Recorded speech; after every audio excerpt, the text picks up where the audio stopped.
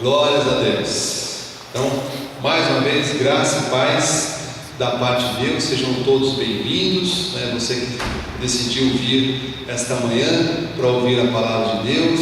Graça e paz a todos aqueles que estão nos acompanhando pelo nosso link no Facebook, e que essa palavra mais uma vez fale aos corações de cada um, que não seja eu, mas seja o Espírito Santo de Deus a falar através da minha vida.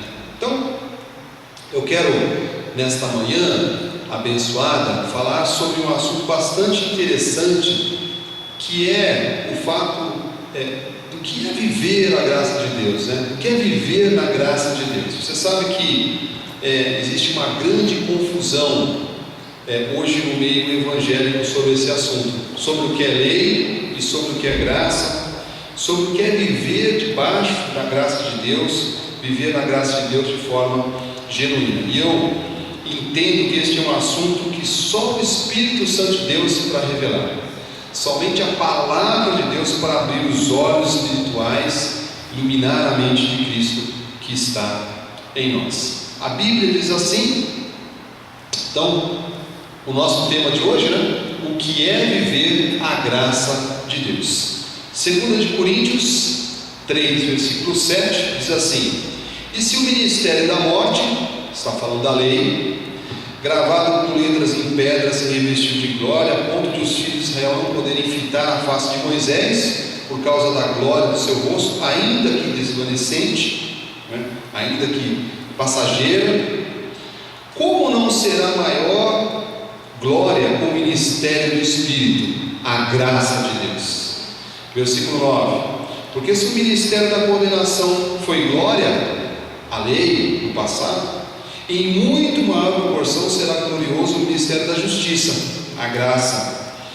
Porquanto, na verdade, o que outrora foi glorificado, a lei, neste respeito já não resplandece, diante da atual sobreexcelente glória, a graça de Deus. Versículo 11: porque se o que se desvanecia teve a sua glória, a lei, muito mais glória tem o que é permanente, a graça de Deus. Diga assim: a graça de Deus é permanente, é para sempre.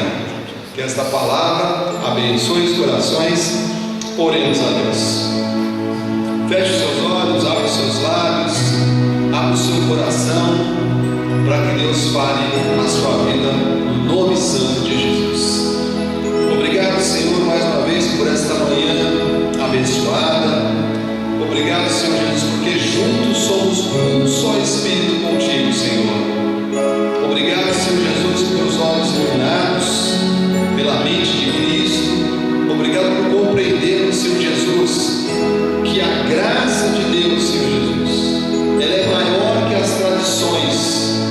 A graça de Deus, ela é maior que os rudimentos. A graça de Deus, ela é superior ao legalismo, às ordenanças, aos sacrifícios, que hoje, em Cristo Jesus, não possui valor mais. A Bíblia diz: o justo viverá pela fé, Senhor. Que cada um de nós possa refletir sobre essa palavra e com coragem, com firmeza, possa viver pela fé. O nosso chamado é viver pela fé, amado. Eu não fui chamado para viver debaixo da lei. Você não foi chamado para viver debaixo da lei. Nós somos chamados para viver na graça de Deus. Foi por isso que Jesus Cristo morreu, ressuscitou e subiu glorificado. Graça de Deus, a graça de Deus. Nós vamos falar hoje o que é viver a graça de Deus. No nome santo de Jesus, creio que o Espírito Santo de Deus já está falando, vai falar, falará a cada vida que aqui está e aqueles que nos ouvem através da internet. Assim oramos com fé, Senhor, no nome santo de Jesus. E o povo abençoado, o povo da graça de Deus, o povo bendito do Senhor, diga amém, diga glórias a Deus, aleluia.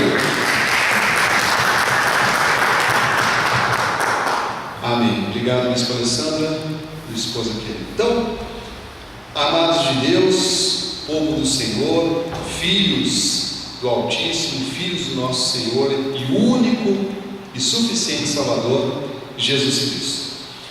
Eu começo essa pregação te dizendo, amado, uma coisa: você sabia que 99% dos ministérios evangélicos que se dizem em graça, no fundo, estão debaixo da lei, estão debaixo de legalismo, estão debaixo de ordenanças, de rudimentos, de sacrifícios, estão, pior, né, misturando o velho pacto com o novo pacto, a velha aliança com a nova aliança, Moisés com Jesus Cristo, algo que não agrada o coração de Deus, né? O livro de 1 de Samuel 15, 22, o profeta Samuel já pré-anunciava a graça, né, nessa passagem. Assim, porém Samuel disse: tem porventura o Senhor tanto prazer em holocaustos, sacrifícios, quanto em que se obedeça a sua palavra?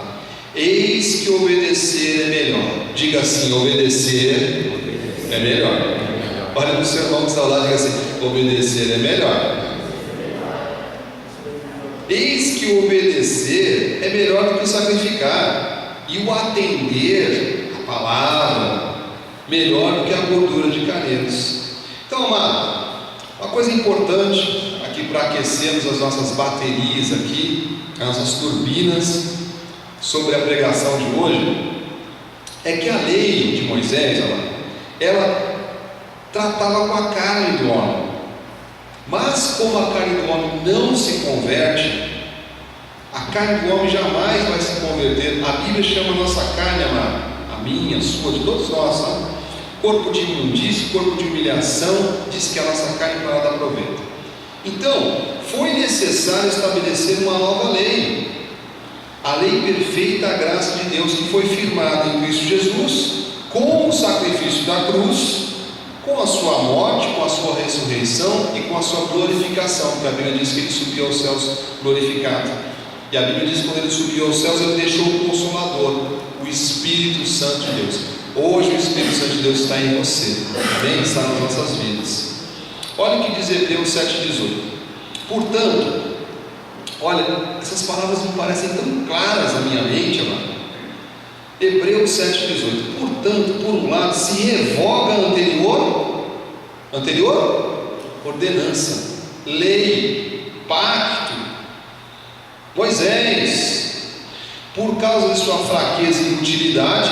Ô bispo, que é isso? Que palavra dura é essa? Não sou eu que estou falando, está no livro de Hebreus, está na Bíblia. Pois a lei nunca aperfeiçoou coisa alguma, e não aperfeiçoa, mano. A lei não aperfeiçoa ninguém, por causa da sua fraqueza e inutilidade, pois a lei nunca aperfeiçoou coisa alguma. Por outro lado, se introduz esperança superior. Diga assim: a graça de Deus é esperança superior, pela qual nos chegamos a Deus.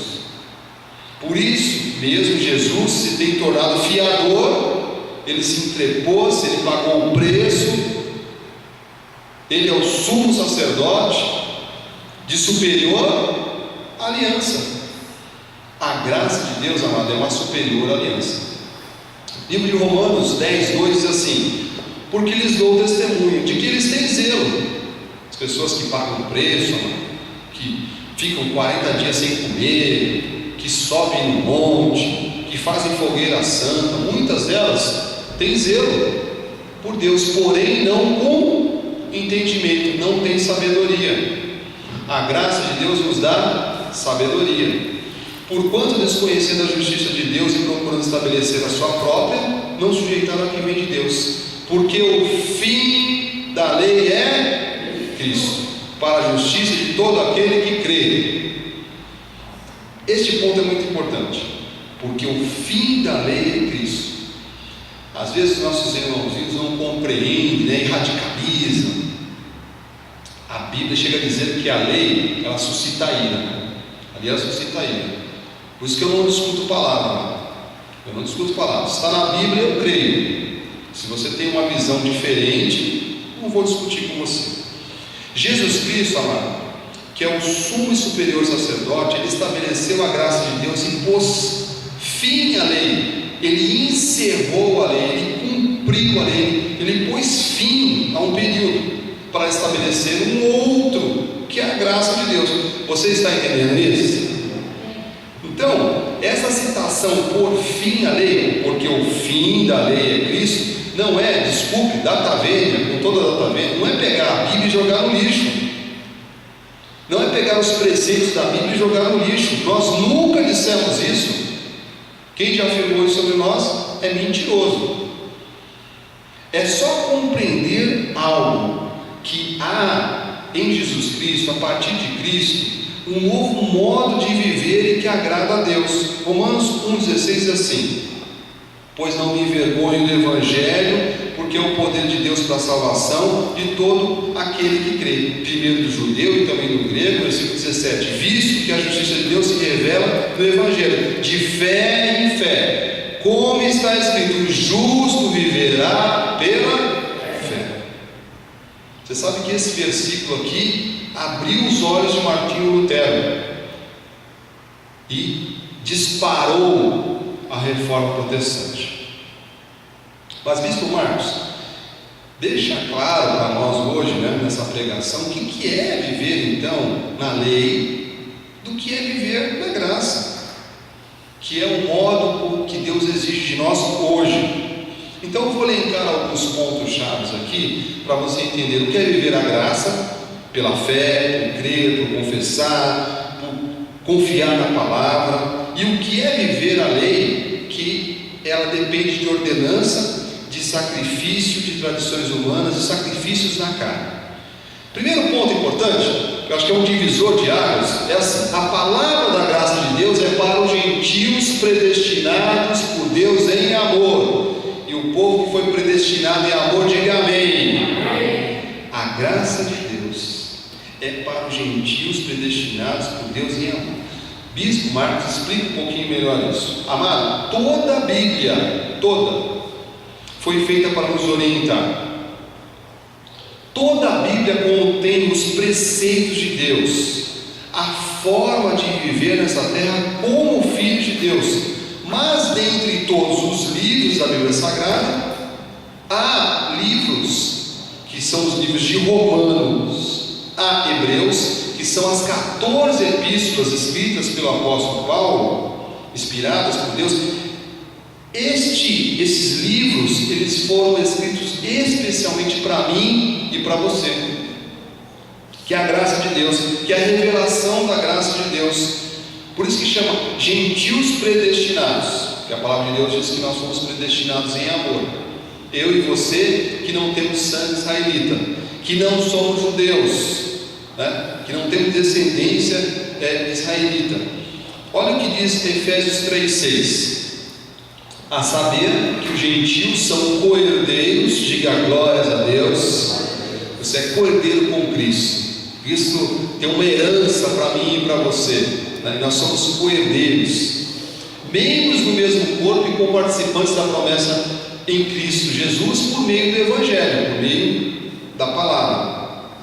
Versículo 7, presta atenção nisso, porque isso é importante, amado. O apóstolo Paulo diz assim, do qual fui constituído ministro, conforme o dom da graça a mim concedida segundo a força operante do seu poder.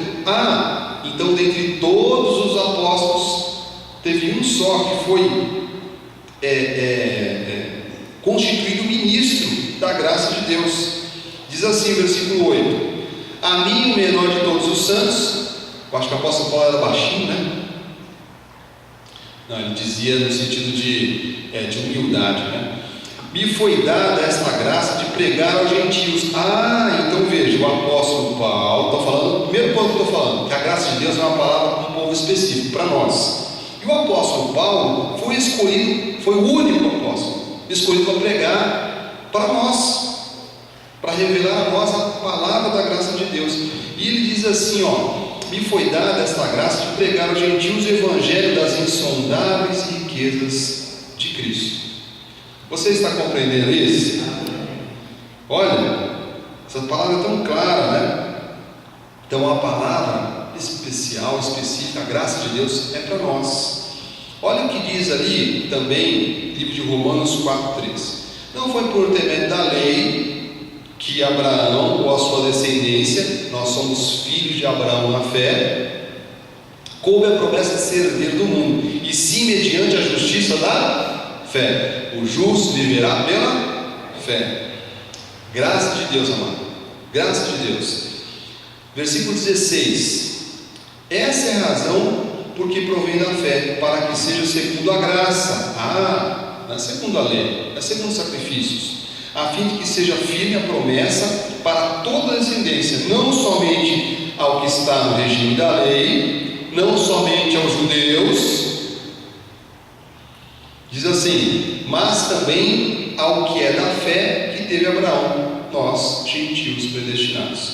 Porque Abraão é pai de todos nós, como está escrito, por pai de muitas nações te constitui, perante no qual creu, o Deus que vivifica os mortos e chama à existência as coisas que não existem. Então, o primeiro ponto que eu estou passando aqui com a igreja, para você aí alegrar o seu coração, abrir os seus olhos, é você compreender o seguinte, amado: a graça de Deus é uma palavra especial para nós.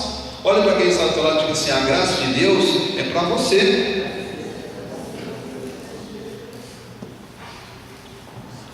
A graça de Deus foi revelada para nós. Então eu não posso, amado, misturar lei com graça, porque a graça de Deus foi feita para nós. A lei foi feita para os judeus. Bíblia, amado, isso faz parte do plano de Deus, da multiforme sabedoria de Deus. O segundo ponto da pregação de hoje, também esses itens são divisores de água, tá? Se você compreender isso, você vai entender o que é viver na graça de Deus e o que é viver na lei. Segundo ponto, na graça de Deus, todos nós somos chamados a viver somente pela fé e no Espírito. Este aqui é um assunto nebuloso, amado, dos crentes desse século. Quantas músicas cantam: vem Espírito Santo, vem, não se afasta de mim, não saia, volta. Eles não compreendem que quando Jesus Cristo morreu, ressuscitou, subiu aos céus glorificados, a Bíblia diz: eu vos deixo o Consolador, é o Espírito Santo. O Espírito Santo está em nós. Hoje eu não sou uma casa vazia, amado. Você não é uma casa vazia, o Espírito Santo de Deus está na sua vida. E ele não sai.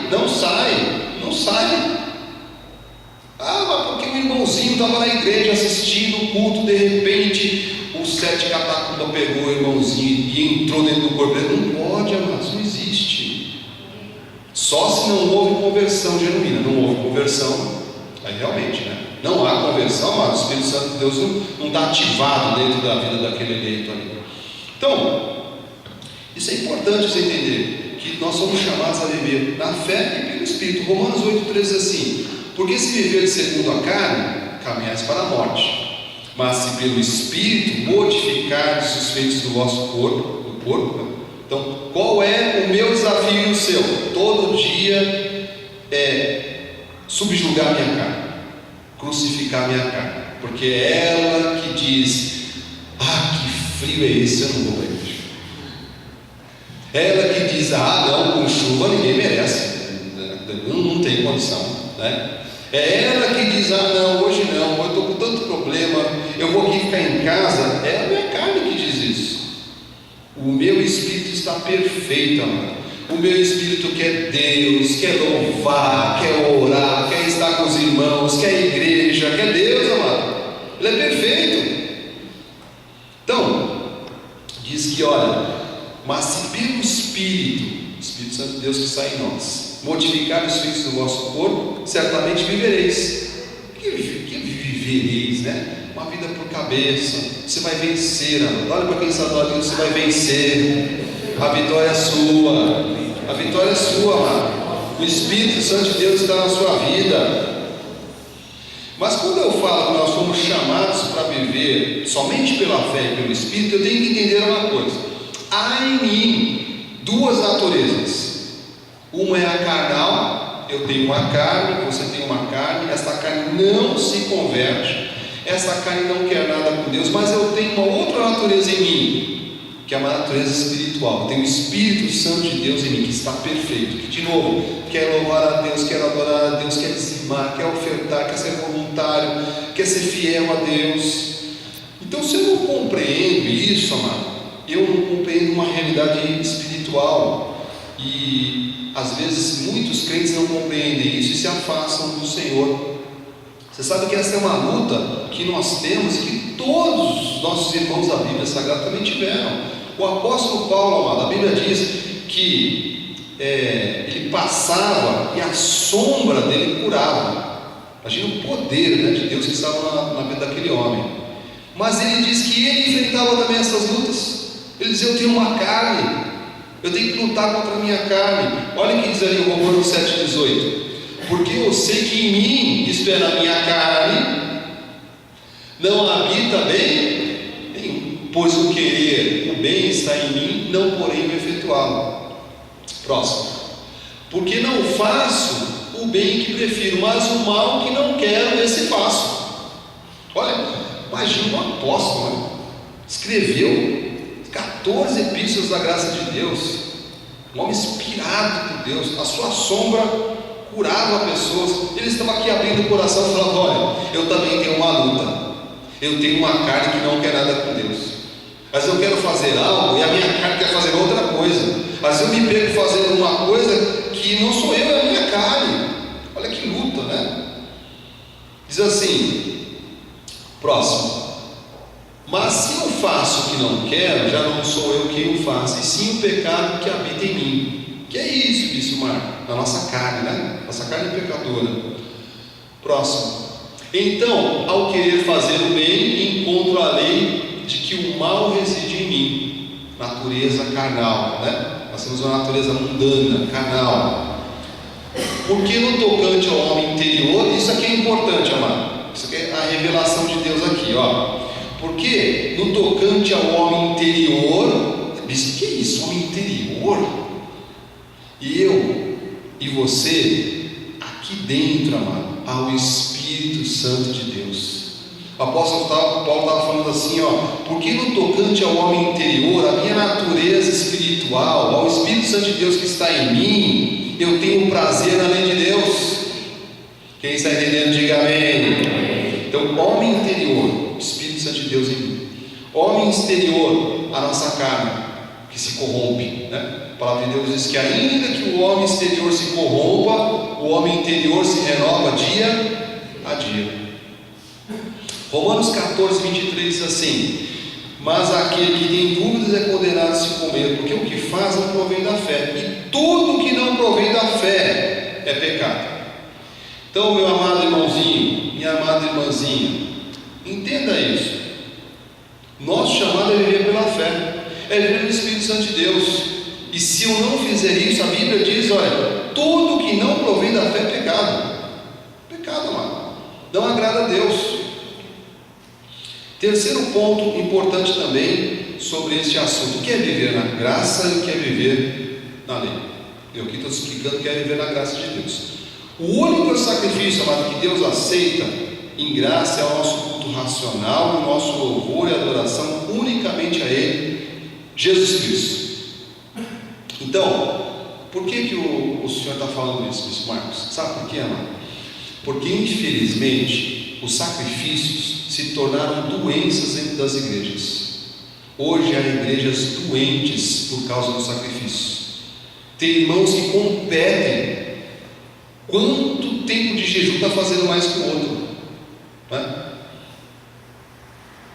Tem pessoas que não conseguem ficar sem comer, amado. Aí ela se sente, né, constrangida porque não consegue fazer um jejum. E tem a irmãzinha lá, poderosa no jejum, com sapatinho de fogo, que está falando: eu estou 30 dias sem comer.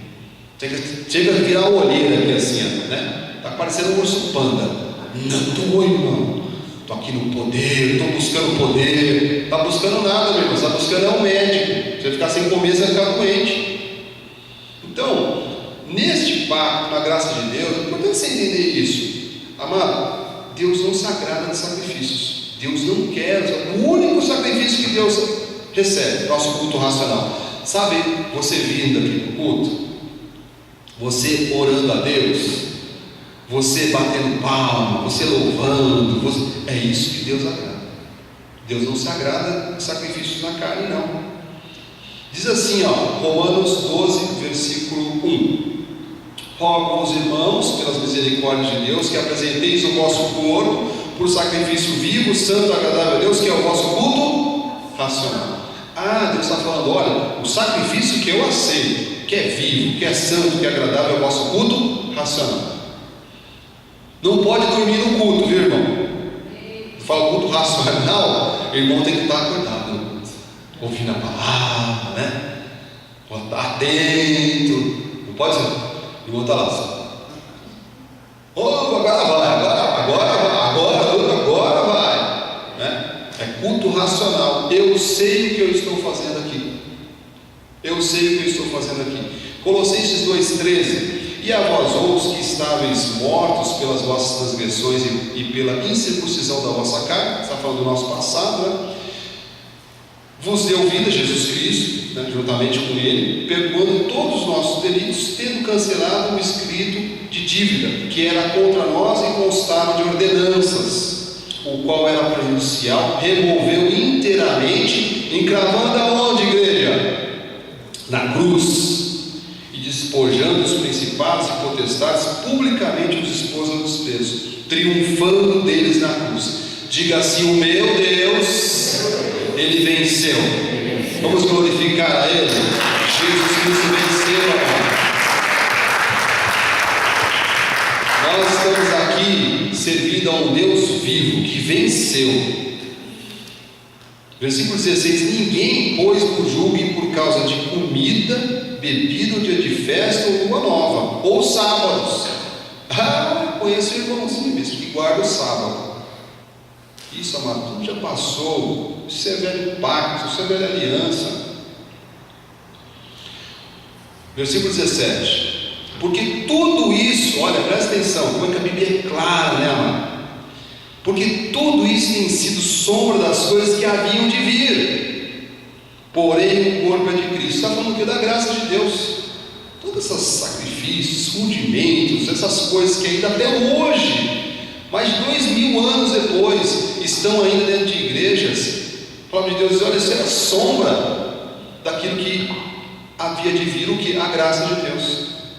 Então, amado, eu quero dizer uma coisa para você, muito sério: que viver a graça de Deus, renovando a mente todos os dias, é mais difícil do que viver a lei. É mais difícil, porque na lei, amado, é o seguinte: olha, com toda a data velha, tá? Errou para fazer um jejumzinho, que faça. É isso que as pessoas fazem. Elas aprontam: não, agora eu vou cair no jejum, vou esfolar meu joelho. Na graça de Deus isso não tem valor nenhum, amado. O que Deus quer de mim e de você é a renovação da nossa mente.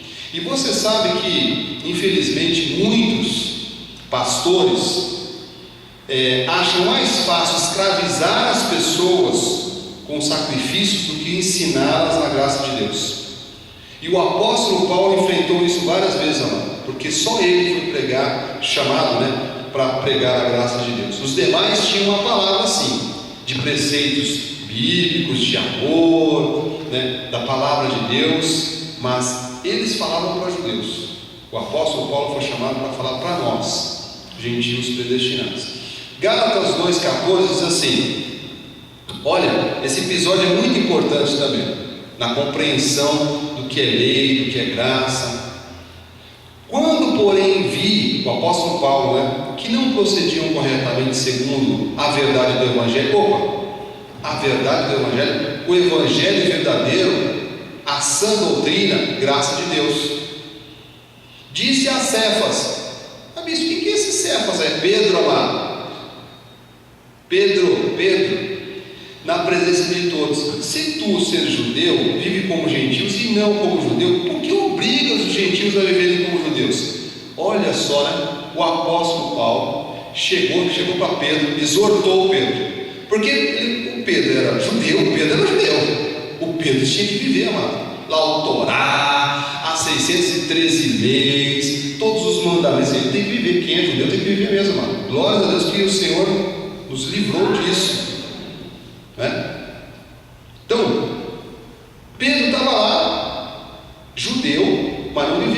Mas ele pegava os outros que era gentil e falava: agora você vai ter que sacrificar, minha irmãzinha. Vai no sacrifício, vamos no jejum, vamos para a corrente, vamos para a fogueira santa. E o apóstolo Paulo chegou e falou assim para ele assim: olha, disse a Cefas, disse a Paulo, na presença de todos: se você é judeu e vive como gentil, por que você obriga os gentios a viverem como judeus? Qualquer semelhança com alguns dias de hoje é mera coincidência, tá? Mera coincidência. Porque o que adentrou dentro da cultura evangélica? Porque não é sã doutrina, viu, meu irmão e minha irmã? Olha para você com autoridade e digo isso: não é sã doutrina, graça de Deus é sã doutrina. O que adentrou dentro das igrejas? É jejum, é óleo, é vigília, é sacrifício, incansáveis, insanos, vou dizer. Chego a dizer que são insanos. Amado, eleitos de Deus, tem que entender uma coisa: que Jesus Cristo, amado, naquela cruz, Ele nos livrou de todos os sacrifícios na carne. Diga glórias a Deus. Ele nos deu a liberdade de adorar Ele em espírito e em verdade. Hebreus 9:9 diz assim, essa passagem é muito interessante e reveladora também, vá marcando isso aí na sua Bíblia. E isso é uma parábola para a época presente, e segundo esta se oferecem tanto dons como sacrifícios, embora estes, no tocante à consciência, sejam ineficazes para aperfeiçoar aquele que presta culto, ou quais não passam de ordenanças da carne. Ordenanças da carne, sim, baseadas somente em comida e bebidas. Não pode comer carne de porco, porque o porco é um bichinho. Tá certo, a carne de porco tem que ser bem fritinha, viu, Diaconisa? Eu gosto bem fritinho, assim, bem fritinho, gostoso, bem fritinho. Mas ser bem fritinho, não pode ser mal passado, tá? Tem o torresminho, glória, aleluia. Olha que bom ser um gentil predestinado, né? O judeu não pode comer isso, porque faz parte lá das ordenanças, né? Então diz assim, os quais não passam de ordenanças da carne, baseadas somente em comida, bebida, olha atenção, igreja, e diversas abluções. Bispo Marco, que palavra é essa? Abluções. Batismo. Bingo! Isso mesmo, não precisa mais. Batismo nas águas, não. E diversas abluções, impostas até o tempo oportuno da reforma. Nós estamos, amado, no tempo oportuno da reforma. Nós estamos aqui nessa terra fazendo a última reforma. Glórias a Deus por isso.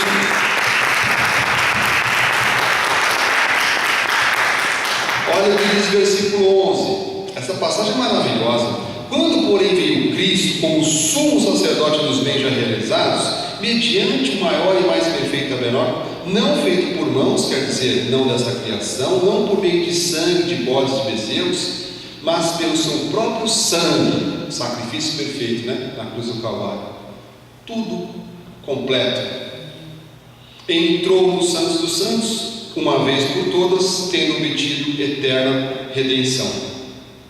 Então, o que você está entendendo até agora, que a graça de Deus é uma palavra específica para mim e para você, que na graça de Deus nós somos chamados a viver o Espírito, que Deus só aceita o nosso sacrifício, que é o nosso culto racional, nosso louvor e adoração a Deus.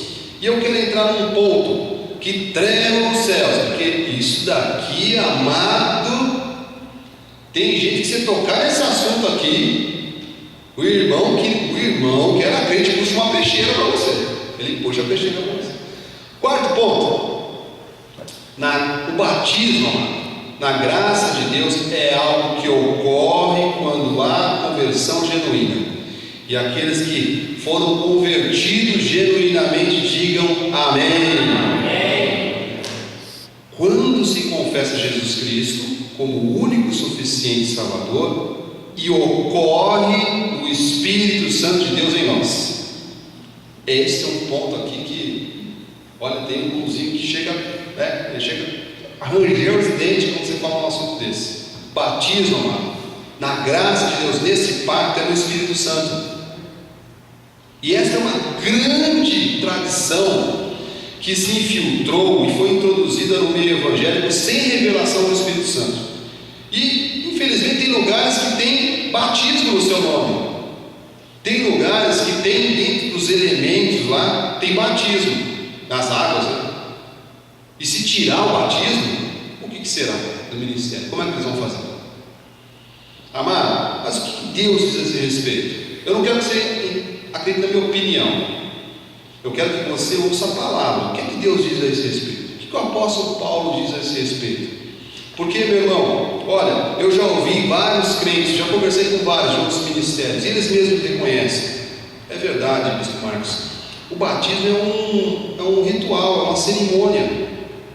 O batismo não salva, o batismo nas águas, amado, ele não salva ninguém. O batismo nas águas nunca vai salvar ninguém, nunca vai salvar ninguém. O que salva é o batismo do Espírito Santo de Deus.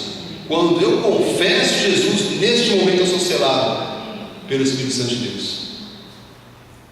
Então o batismo na graça de Deus é no Espírito Santo de Deus.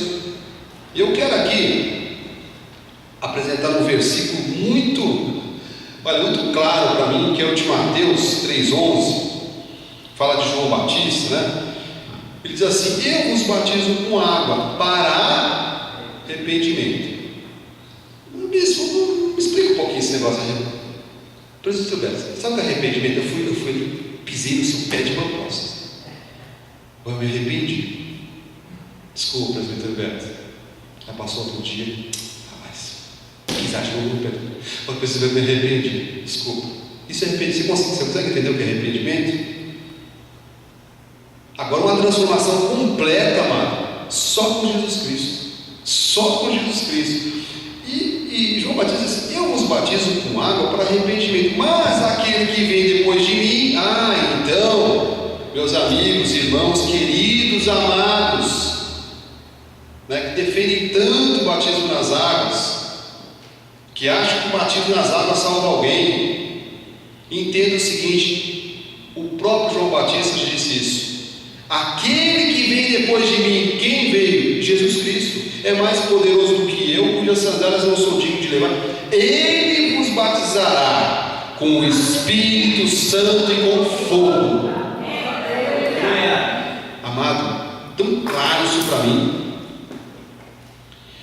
Porque João Batista, ele fazia parte de uma das tribos do povo judeu, chamada essênios. E os essênios batizavam com água. Era um ritual de passagem. Era um ritual de passagem para a prática da religião judaica.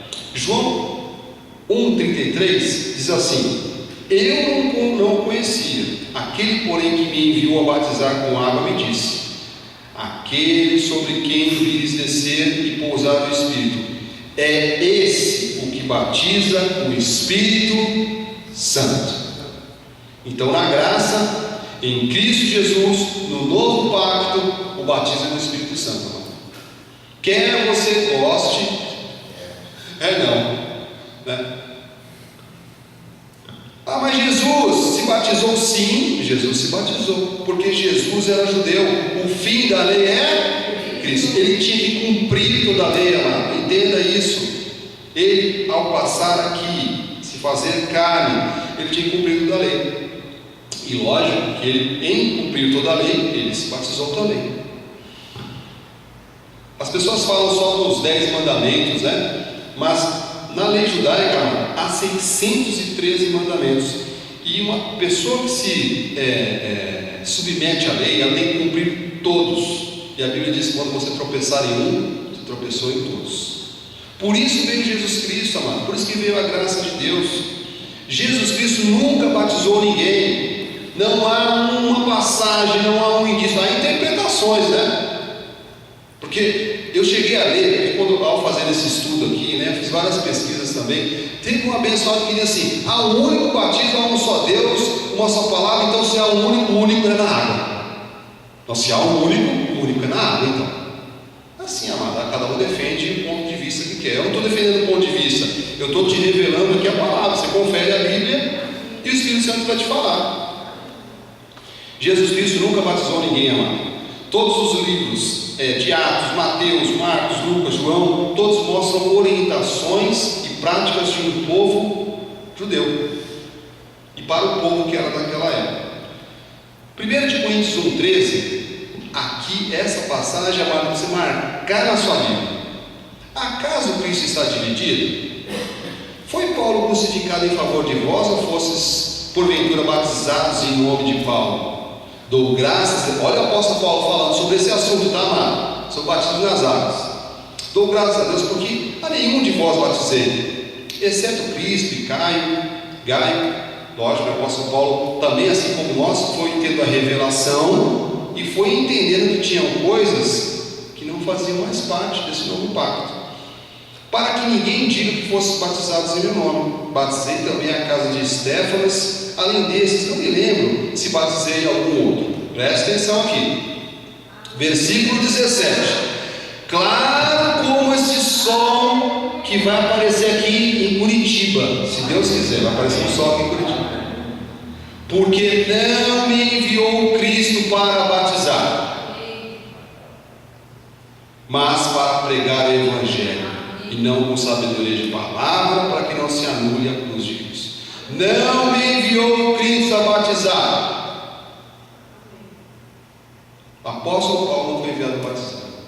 A graça de Deus, batismo nas águas, tá? Esse ritual de passagem, amado, é ouvir a palavra, é confessar a Cristo, e ao fazer isso de forma genuína, autêntica, eu sou selado pelo Espírito Santo de Deus. Ali há o batismo do Espírito Santo. Alguns falam em línguas, outros choram, outros se alegram, cada um tem um comportamento, mas este é o batismo verdadeiro, o batismo do Espírito Santo de Deus. Romanos 10:9 diz assim: se com a tua boca confessares Jesus como seu Senhor, e aqueles que confessaram Jesus digam amém, e em teu coração creres que Deus o ressuscitou de teus mortos, serás salvo.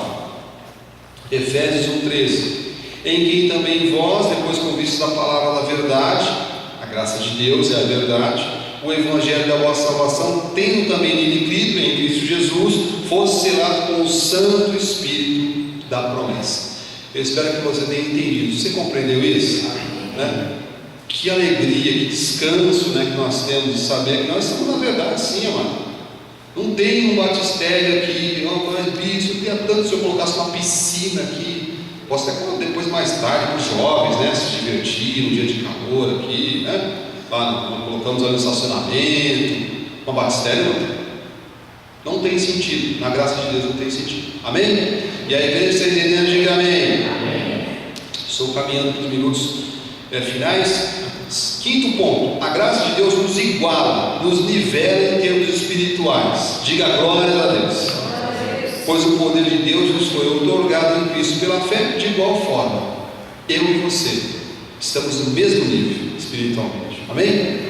Mesmo nível. O que nos diferencia? O nosso chamado. Eu tenho um chamado, você tem outro chamado, a nossa irmã tem outro chamado, cada um tem um dom, um talento para servir a Cristo. 1 de Pedro 2,9 diz assim: vós, porém, sois raça eleita. Você é raça eleita, sacerdócio real.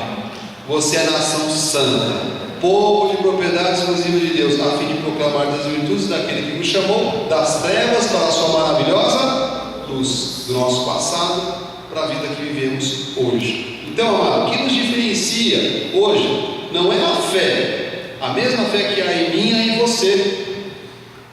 O que diferencia é o nosso chamado. Eu tenho um chamado, você tem outro chamado, amém? Olha para quem está do teu lado e diga assim: a mesma fé que está em mim, está em você.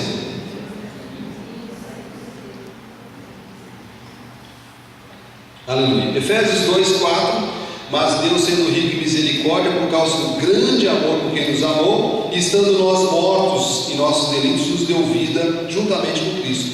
Pela graça sois salvos, e juntamente com Ele nos ressuscitou e nos fez assentar em lugares celestiais em Cristo. Olha essa autoridade, né? Jesus, para mostrar nos séculos vindouros a suprema riqueza da sua graça, em bondade para conosco em Cristo Jesus. Versículo 8: porque pela graça sois salvos, mediante a fé, e isso não vem de vós, não é do livre-arbítrio, não vou falar disso aqui hoje, é Deus soberano, vontade de Deus soberana.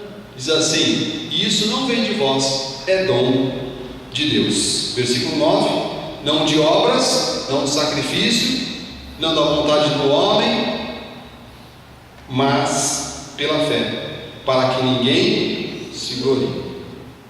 Então, na graça de Deus, hoje, amado, nós temos a mesma posição espiritual, e você tem que tomar posse da tua posição espiritual. Sexto ponto: na graça de Deus, nós servimos a um único Deus que se manifestou triunicamente e que se chama Jesus Cristo, que é Deus. Jesus Cristo é Deus, Jesus Cristo é o Cristo, nosso Salvador, e é o Espírito Santo de Deus. Você sabe que este assunto é mistério na cabeça de muitos crentes. Tem crente, amado, que ora até hoje, ora para o Pai, ora para o Filho, ora para o Espírito Santo, e na graça de Deus nós temos uma clareza, que o nosso Deus é o único Deus, né? Então, isso tem que dar clareza, para que a gente possa ter um relacionamento com o Pai. Imagina que você tem um pai, e daqui a pouco fala: não, tem um pai, mas tem um tio. Não, mas tem um tio, mas tem um outro pai, que tem um outro pai. Não, mas quem é o meu pai? Não, tem um pai, tem um filho, tem um espírito. Eu tenho que ter clareza com quem eu me relaciono. Eu tenho que ter clareza que Jesus Cristo é o meu único Deus. João 1,1 diz assim, eu acho muito clara essa palavra: no princípio era o verbo, e o verbo estava com Deus, e o verbo era Deus. Versículo 14: e o verbo se fez carne, Jesus Cristo, Deus, palavra, Espírito, se fez carne, Jesus, habitou entre nós, cheio de graça e verdade, e vimos a sua glória, como no unigênito do Pai. Então, vamos lá.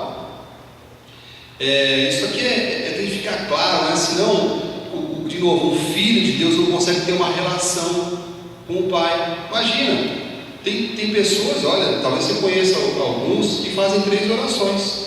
Imagina, agora vou orar para o Pai, daqui a pouco agora vou orar para o Espírito, e agora vou orar para o Filho. Amado, é um só Deus. Jesus Cristo é Deus, Deus é o Espírito Santo é Deus, e isso só a graça de Deus nos ensina. Olha o que diz ali, João 14,8: replicou-lhe Filipe. Essa passagem é muito interessante, né? Porque Filipe, assim como muitos crentes, aqui é Deus, e ele estava andando com Deus, Jesus Cristo. Ele diz assim: replicou-lhe Filipe: Senhor, mostra-nos o Pai, isso nos basta. Versículo 9: disse-lhe Jesus: Filipe, há tanto tempo estou convosco. Imagina, Jesus virou para ele: meu filho, mas tanto estou ali para mostrar a Deus, que é o Pai. Há tanto tempo estou convosco e não me tem conhecido. Quem vê a mim, quem vê a Cristo, vê o Pai. Como dizes tu: mostra-nos o Pai? Não crês que eu estou no Pai e o Pai está em mim? Olha Jesus explicando, né? As palavras que eu vos digo, não as digo por mim mesmo, mas o Pai que permanece em mim e faz as suas obras. Olha, é interessantíssimo esse assunto, né? Nós teríamos de novo um dia todo só para falar sobre isso. Tem uma passagem de João 8,56 que é fantástica, que mostra que Jesus Cristo sempre foi Deus sempre foi Jesus Cristo, e sempre foi o Espírito Santo de Deus. É uma manifestação triúna, né? Olha o que diz assim: Abraão, vosso pai, alegrou-se por ver o meu dia. Jesus Cristo falando, hein? E aí os fariseus, os saduceus, ficaram enlouquecidos. Alegrou-se por ver o meu dia, ele viu e regozijou-se. Olha Jesus falando. Aí perguntavam isso, pois os judeus: esse homem não tem nem 50 anos e viu Abraão? Jesus voltou-se para ele e disse: respondeu Jesus: em verdade vos digo, antes que Abraão lhe disse, eu sou. Olha lá, sabe quem nós servimos? O grande eu sou. Jesus Cristo é Deus é Jesus Cristo, é o Espírito Santo de Deus. Isso tem que trazer alegria para o nosso coração. Nós conhecemos Deus.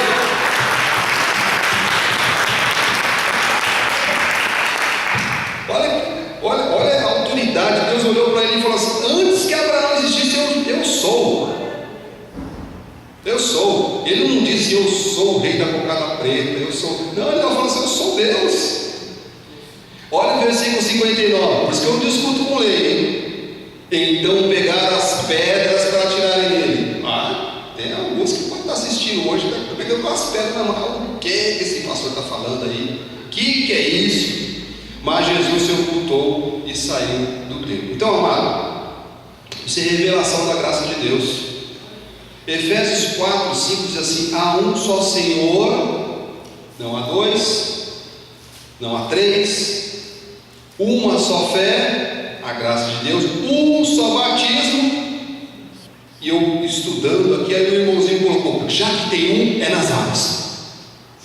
Então, mas já que tem um, vai ter que ser nas águas então.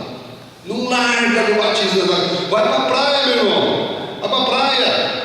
Daqui a pouco está saindo o sol aí, vai para a praia. Vamos pegar uma praia. Você gosta de água? Há um só Senhor, uma só fé, um só batismo. Um só Senhor, Jesus Cristo. Uma só fé, graça de Deus. Um só batismo, batismo no Espírito Santo de Deus. E aqueles que estão entendendo, digam amém. Livro de Apocalipse 20, versículo 11, de forma muito clara. Visão. Vi um grande trono. Então não tinha três. Não tinha três. Não tinha um velhinho sentado assim. Tinha um outro que era o filho e o outro a pombinha. Não tinha. Vi um grande trono branco, e aquele que nele se assenta, de cuja presença fugiram a terra e o céu, e não se achou lugar para eles. Um só trono, um só Deus. Olha, amado, entender isso é maravilhoso. Diga glórias a Deus. Sétimo ponto, sétimo e último ponto, estamos terminando a pregação de hoje. O que vale na graça de Deus é ter uma vida transformada e visivelmente vista, de modo que agrade a Deus e seja testemunho, luz e sal nesta terra para aqueles que Ele mesmo vai chamar e vai salvar. Sabe, amado, estou terminando a palavra, quero te dizer uma coisa. Não adianta a gente dizer que é crente e nós não temos uma mudança real de vida. Eu não estou falando de perfeição, eu não estou falando de ser perfeito, eu estou falando de mudança de vida. Conversão, amado, é mudança de vida. E Deus fez isso nas nossas vidas. Deus está fazendo isso nas nossas vidas. Porque só assim, amado, eu e você podemos correr a carreira da fé. Efésios 4, 22, assim, no sentido de que quanto ao trato passado, está passado, passado passou, diga assim, o passado passou.